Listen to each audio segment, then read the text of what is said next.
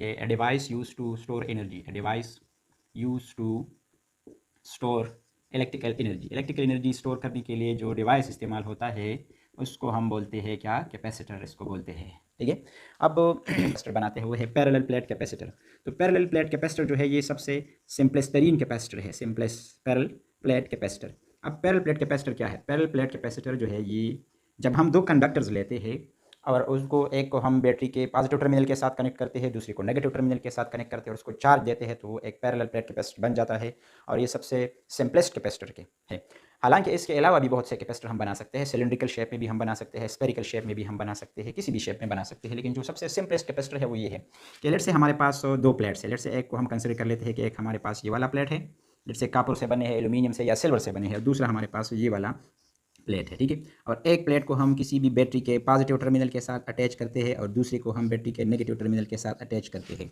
तो क्या होता है यहाँ पे होता ये है कि जब हम पॉजिटिव टर्मिनल के साथ जो प्लेट कनेक्ट करते हैं, लेट से ए प्लेट को हम कनेक्ट करते हैं बैटरी के ए टर्मिनल के साथ और बी प्लेट को कनेक्ट करते हैं बैटरी के बी टर्मिनल के साथ, तो क्या होता है जब हम पॉजिटिव प्लेट को कनेक्ट करते हैं, पॉजिटिव टर्मिनल को एक प्लेट के साथ ए के साथ कनेक्ट करते हैं, तो क्या होता है एक आइसोलेटेड कंडक्टर बन जाता है। फॉर एग्जाम्पल ये कंडक्टर है, मतलब ये जो टर्मिनल है ये कंडक्टिंग वायर इसके साथ अटैच है और ये जो प्लेट है ए वाला कैपिटल ए वो भी इसके साथ अटैच है। तो इसकी एग्जाम्पल ऐसी है जिस तरह एक आइसोलेटेड कंडक्टर। और गॉसिस लॉ में हमने पढ़ा था कि जब भी हम किसी भी कंडक्टर पे चार्ज रखते हैं, इसको चार्ज देते हैं, तो क्या होता है वो यूनिफॉर्मली डिस्ट्रीब्यूट हो जाता है उसी कंडक्टर पे।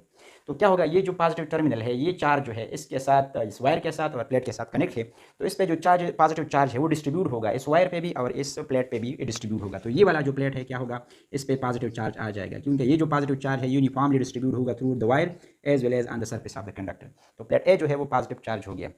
इसी तरह जो नेगेटिव टर्मिनल के साथ कनेक्ट है तो वो क्या कर, हमने इस कैपेसिटर को चार्ज कर दिया। अब यहाँ पे जो चार्ज डिपॉजिट होता है, लेट्स से यहाँ पे प्लस क्यू चार्ज डिपॉजिट होता है, यहाँ पे माइनस क्यू चार्ज डिपॉजिट होता है। अगर हम कंसिडर करें कि बैटरी के ए और बी टर्मिनल के दरमियान पोटेंशियल वी है, पोटेंशियल डिफरेंस कितना है, वी है, मतलब लेट्स से 12 वोल्ट की बैटरी हमने यहाँ पे कनेक्ट की है, तो यहाँ पे ए पॉइंट और बी पॉइंट के दरमियान जो पोटेंशियल डिफरेंस है वी है। अब एक्सपेरिमेंटली ये बात तो साबित है, हमने कन्फर्म की है कि यहाँ पे जितना ज़्यादा पोटेंशियल डिफरेंस होगा पॉइंट ए और पॉइंट बी या टर्मिनल ए और बी के दरमियान, उतना ही ज़्यादा चार्ज डिपॉजिट होगा प्लेट्स पे। चार्ज है वो डायरेक्टली प्रोपोर्शनल है किस चीज़ के, potential difference between the plates, मतलब जितना पोटेंशियल डिफरेंस यहाँ पे ज़्यादा होगा उतनी चार्ज डिपॉजिट होगा प्लेट पे। अच्छा, अब यहाँ पे अगर हम ये एक इक्वलिटी साइन लगाए, राइट साइड पे हमें एक कांस्टेंट जो है ना वो मल्टीप्लाई करना पड़ता है, और यहाँ पे जो कांस्टेंट सी है इसको कांस्टेंट ऑफ प्रोपोर्शनलिटी कहते हैं, कांस्टेंट ऑफ प्रोपोर्शनलिटी, और इसको हम कहते हैं क्या, कैपेसिटेंस। ये क्या है, कैपेसिटेंस ऑफ कैपेसिटर है। तो कैपेसिटेंस असल में निकला है कैपेसिटी से निकला है, कि मतलब वो कितना चार्ज ये ऑक्यूपाई कर सकता है, इसमें चार्ज स्टोर करने की कैपेसिटी कितनी है, इस वजह से इसको हम बोलते हैं कैपेसिटेंस इसको बोलते हैं।